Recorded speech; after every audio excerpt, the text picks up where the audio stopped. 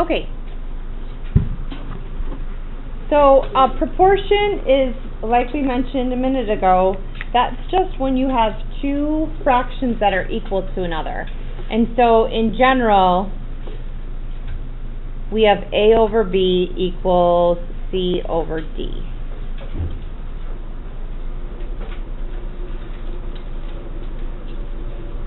To solve a proportion, we use something called cross products, or you might have heard this referred to cross multiplication.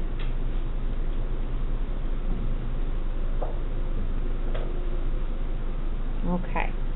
The only time where you are using cross products or cross multiplication is when these things are equal to another. So I want to point out to you, I'm highlighting, this is an equal sign. Do you see that?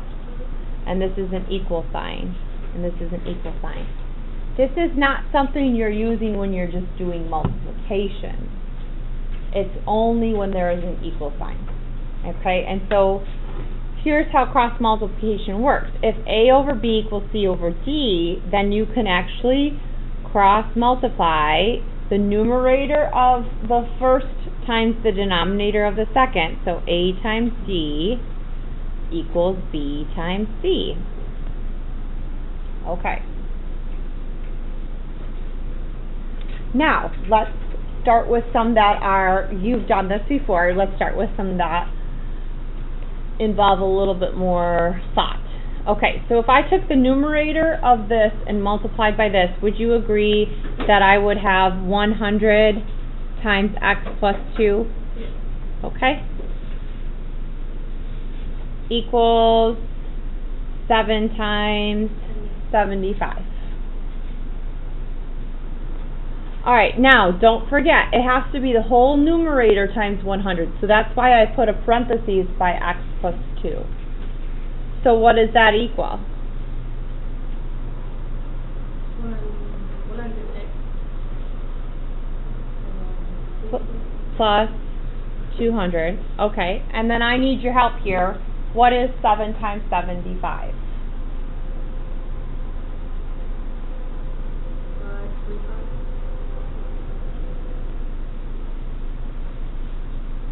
Alright, so now this becomes an equation. This is why we're doing it in this unit. So what should I do to solve this equation? Caitlin? Let's subtract 200. So now I have 100x equals 325. And now what should I do?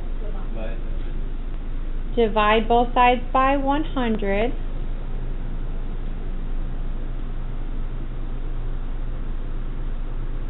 And what does x equal?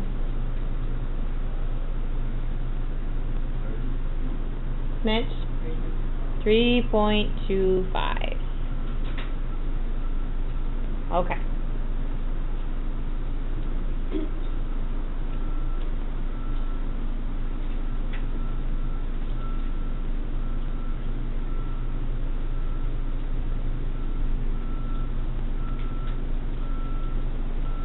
Okay, so on the second one, what do you think I should do? Multiply what by what? 12 times 11 equals y minus 5 times 6. So I'm going to write 6 parentheses y minus 5.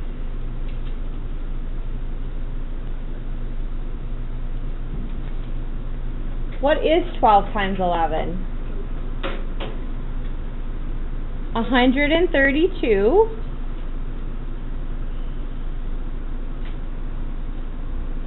And 6, we got to distribute that. What's 6 times y? 6y. 6 times 5? 30. So, and it's minus 30.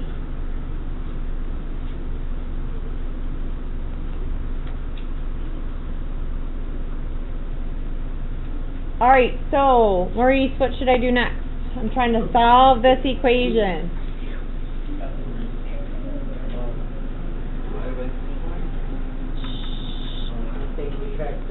So it's subtracted already, so let's do the opposite. We should add 30. Okay, so we're going to add 30 to both sides.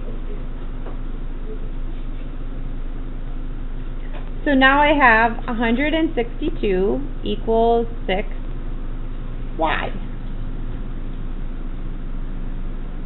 Alright, Fred, what should I do next if I have 6 times y? You're going to want to divide that 6 with that 6 again, so get rid of it. Okay. Now 162 divided by 6. Very nice. So we're going to divide both sides by 6. Yes, ma'am. And we get 27.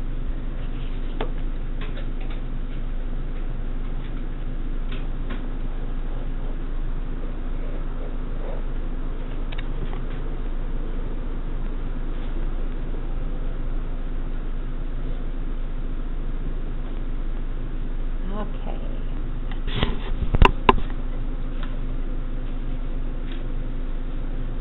All right, Riley, what should I do on the next one?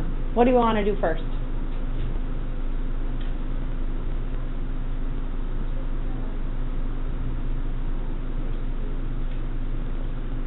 Times.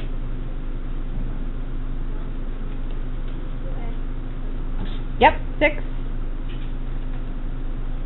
times 2x plus 1. But wait a second.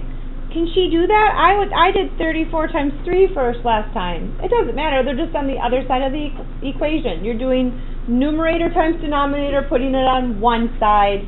Numerator times denominator, putting it on the second side. All right. So then what goes on the other side? 34 times 3.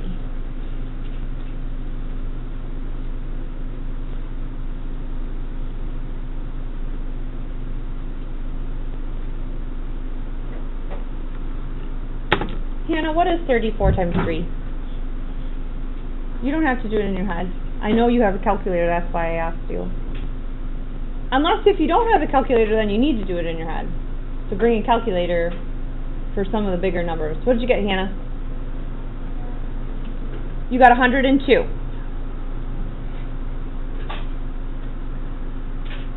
Then let's do 6 times 2x plus 1. What do you think? What do you think, Cody? What is 6 times 2x plus 1? 12x plus 6. Good, 12x plus 6.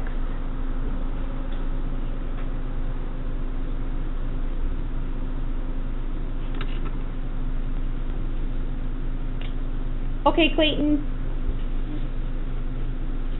What do I do now? You do minus 6. I do minus 6.